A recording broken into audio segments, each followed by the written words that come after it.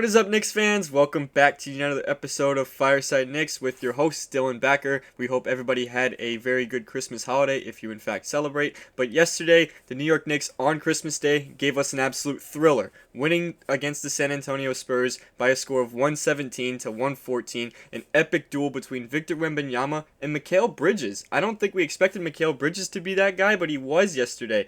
41-point masterclass with 2 steals, 2 blocks, great shooting all around, and he really just propelled the Knicks to a win after it looked like they were going to end up losing down the stretch of that game because the Spurs were just on fire during the fourth quarter, and Victor Wembanyama was just having an unbelievable game. 42 points, 18 rebounds, 4 blocks. The guy's going to be a superstar in the making. He's going to be an all-star this year, I personally think, and he's going to really be on track to be one of the game's greatest players at this rate. He's only 20 years old, and he's playing like this already, so I don't think that's too bold to say. But regardless of that, I do want to talk about the Knicks in this one, because they really gave us a great game. They really did. You know, they've won Christmas Day now, I think 3 straight Christmas games. They also have the most Christmas Day wins in NBA history. Now, of course, they're always scheduled to play on Christmas, so that plays a part in that. A lot of the good teams are not always scheduled to play on the holiday, but, you know, the Knicks are, and it seems deservingly so. You know, they've been playing really well, really good basketball, not just of late, but, you know, yesterday that was a really good game, and they really showcased some resilience and grit down the stretch. You know, as I mentioned, they were down by 8 with like 6 minutes left in the game. The game was a tightly contested battle, back and forth, nonstop. There was, I think, like several lead changes. There was like 20 plus lead changes, and no team had a lead more than 9 points. So really, it was just a very tight game all around, but the Knicks showcased a lot of resilience there. And what really stood out as well is, you know, that final play of the game when Josh Hart got 2 huge offensive rebounds to secure the win. You know, Bridges, of course, did all the scoring and all that stuff, but, you know, when it comes down to it, plays like that, what Hart did in those final 30 seconds, that's how you win games. That's how you win games. You know, the Knicks did not shoot the ball well whatsoever in this game, to be honest with you. You know, they shot 45% from the floor, but only 33% from 3, which is not like what the Knicks have been doing this season. They have been, you know, one of the best 3-point shooting teams in the league this year. In fact, they entered the game yesterday ranking 2nd in the NBA in 3-point percentage. So seeing them have a game like this was pretty rare. You know, they haven't had games like this all year where they kind of just can't shoot the ball. But, you know, yesterday they did, and they ended up winning the game because of guys like Bridges. Bridges having just a phenomenal game. Like I said, 41 points. Not only is that one of the best games that a Knicks player has had this year, but that's one of Bridges' best games of his individual career. You know, we've seen him have big games when he was in Brooklyn, you know, a couple big games while he was in Phoenix as well, but this is one of the best games he's had really in his entire career, and I think it really puts a stamp on what has been just a phenomenal month for Mikal Bridges. You know, first 2 months of the season, he was getting heavily criticized, even by me. You know, I'll admit it too. I was criticizing him. He wasn't shooting the ball well. He wasn't playing that good of defense. Deuce McBride was honestly outplaying him. Maybe the numbers wouldn't tell you that, but if you were actually watching the game, you would kind of see that. But ever since then, in the month of December, Bridges has just been going off. He's been on a heater. You know, he's been scoring at will. He's been scoring at all 3 levels, and he's playing phenomenal defense as well. And that has been the difference for the Knicks this month. That's why the Knicks have won 5 straight games, 15 of their last 19 games. You know, why they're 3rd in the Eastern Conference and only 2 games now behind the Boston Celtics after they lost yesterday.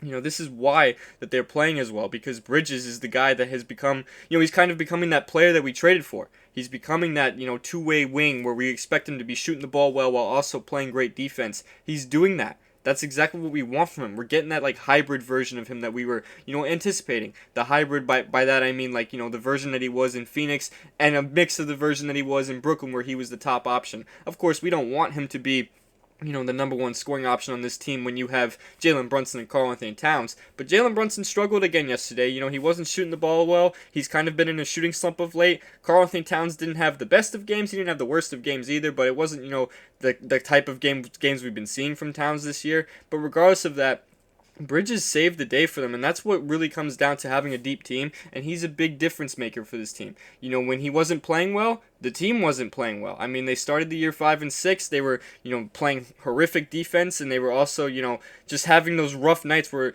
if nobody else was scoring, then that was that. And yesterday, nobody else was scoring, but Bridges was, and they ended up winning the game because of that. You know, Bridges having a game like this. And I mentioned earlier in a previous episode that It seems like this year that OG Anunoby had kind of been like that third option for the Knicks, which isn't necessarily a bad thing, but I don't think that's what they wanted. I think they want Bridges to be that third option, the guy that is the third ball shot creator and all that stuff, ball handler, all that stuff. The guy who's kind of facilitating for the rest of the guys, as well as running the second unit. I think that's what the Knicks envisioned with Bridges, and through the first month of the season, that really wasn't coming to fruition whatsoever.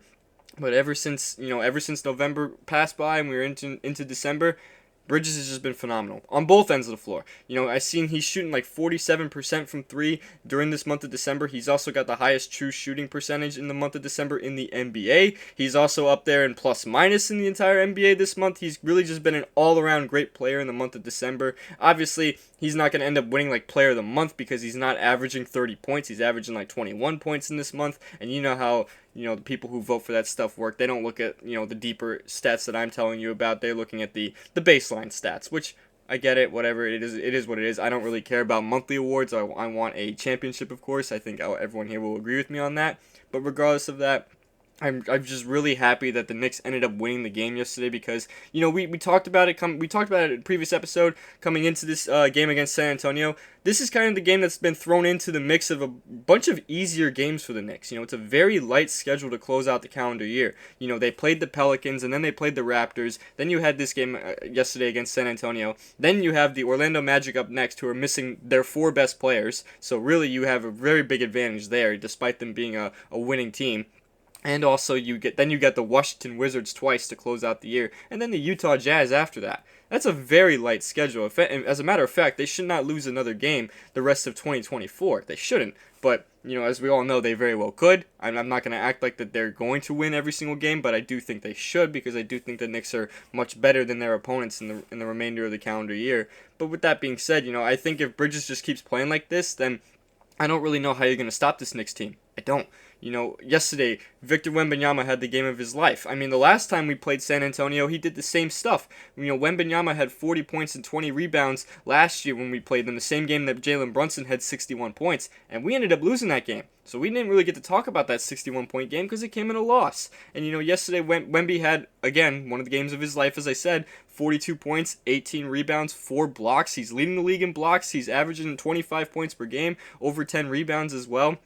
Like I said, this is a superstar in the making. We're witnessing it right now in real time. The kid is only 20 years old, and he's going to be an unbelievable basketball player once he hits his prime. It's kind of crazy to think about that he hasn't even hit his prime yet, and he's playing like this. But with that, all that being said, though, I think this was the game that the Knicks needed to have because there's been a lot of criticism this year that the Knicks have not exactly had a bunch of quality wins, that they've kind of just been beating up on bad opponents all year. And while there is some partial truth to that, I do think that they have actually had some pretty good quality wins that have gone under the radar. They smacked the Denver Nuggets on the road. They also beat the Phoenix Suns. They beat the Minnesota Timberwolves in a blowout fashion. They've beaten some good teams this year. They have. And I do think that while a lot of their wins have come against teams under 500, I will admit that. A lot of their wins have.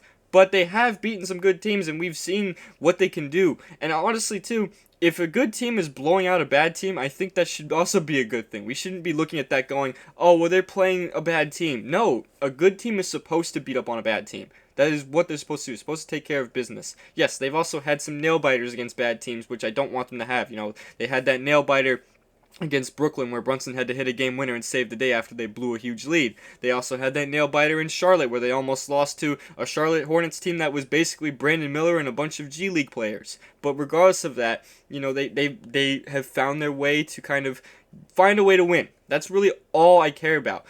Some wins are going to be ugly. I will admit that. Some wins are going to be ugly, and yesterday's win against San Antonio, you could argue, is a pretty ugly win. Yes, Bridges had an unbelievable game, 41 points, great efficiency, but the rest of the team kind of just, it was a sloppier game. Yeah, they also didn't turn the ball over really a whole lot. They only turned it over 5 times, but they were missing a lot of shots. Shot selection was not exactly at its premierest level. There was a lot of shots where they kind of tried to challenge Wembanyama underneath, which I don't exactly know why they were doing that. He leads the league in blocks for a reason. The guy is also 7'4", makes Karl-Anthony Towns look like a guard out there. So, I don't know why they were doing that, but I get it. I guess you want to challenge the big man, see what he's got. But regardless of that, it wasn't the prettiest of wins, but I don't really care about how it looks. I care about what the outcome is. And the outcome was that they won the game because of their hustle, because of their resilience, and their grit.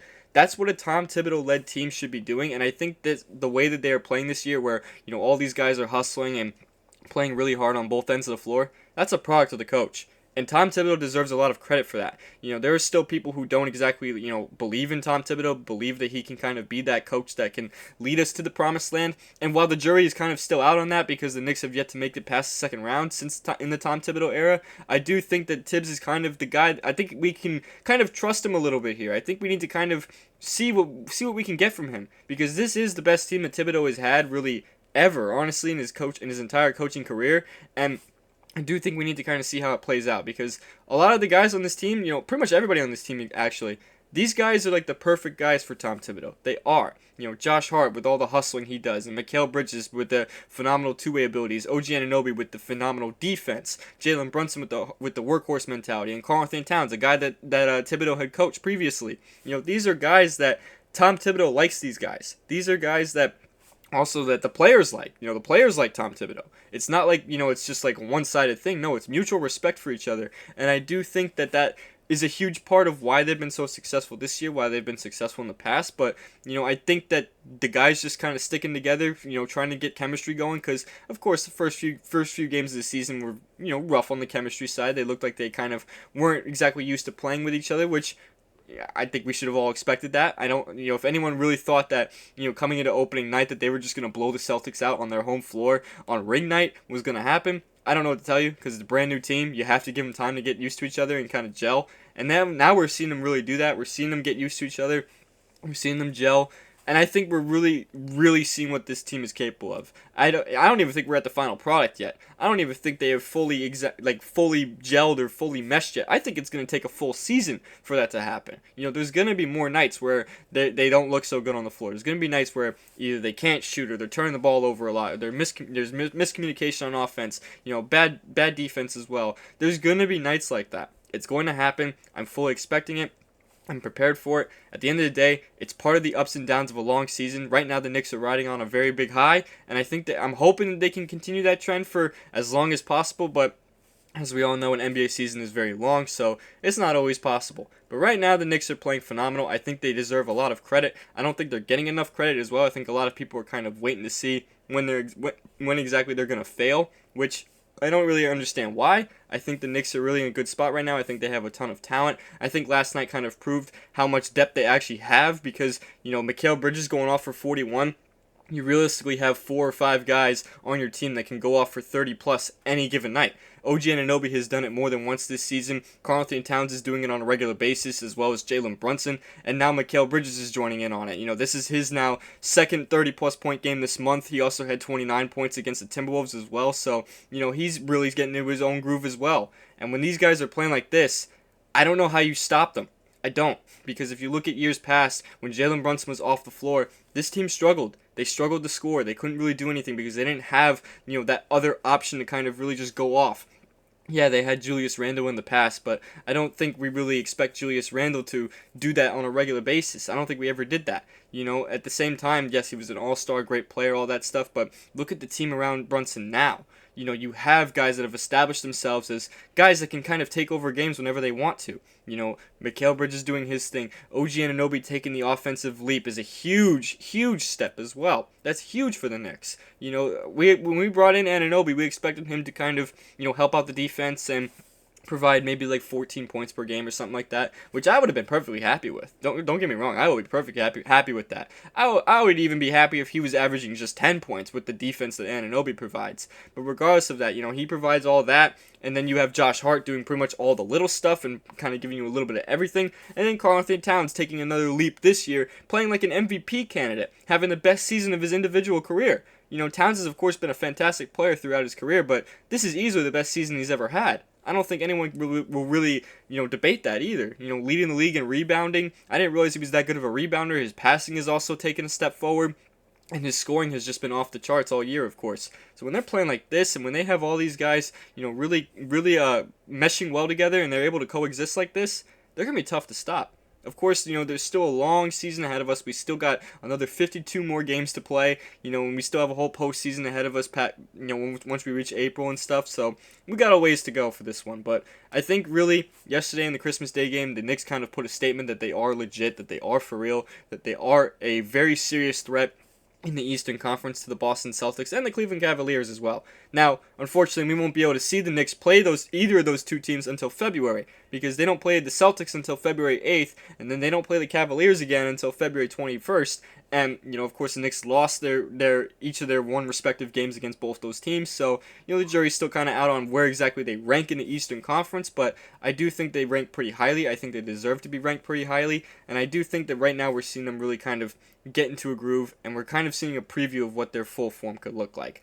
I don't really have much else to say, though, about this game or Mikal Bridges. I just wanted to come on here and talk about it because, that was one of the best games the Knicks have had all season. That was a great game from an NBA standpoint, from any objective standpoint that you have, even if you're not rooting for either team. But I do think as a Knicks fan, I think that game was something that the Knicks really needed. I think they needed to have a game like that. I'm glad to see Mikal Bridges have a game like that as well. He's had a few games like that this month, but I think this was the one that really kind of solidified that he is back now. He's playing like the player we traded for. He's not playing like the guy that was very underwhelming in the first 2 months of the season. He's really getting it going now, and we're kind of seeing him be that third option, which is what we want him to be. But yeah, like I said, don't have much else to say, so I do think this is a good place for me to wrap the episode up. We really hope you guys enjoyed this video. Let us know what you think about the game yesterday against the Spurs, as well as Mikal Bridges, or anything else really you want to mention about the Knicks over this recent stretch, because I would love to hear about it and talk with you guys about that. You can follow us on all of our social media platforms. We're on TikTok, Twitter, Instagram, Facebook, and of course this YouTube page that you were watching the video on. You can follow my personal Twitter account. It's right there on the screen, and I'll see you guys in the next episode of Fireside Knicks. Peace out.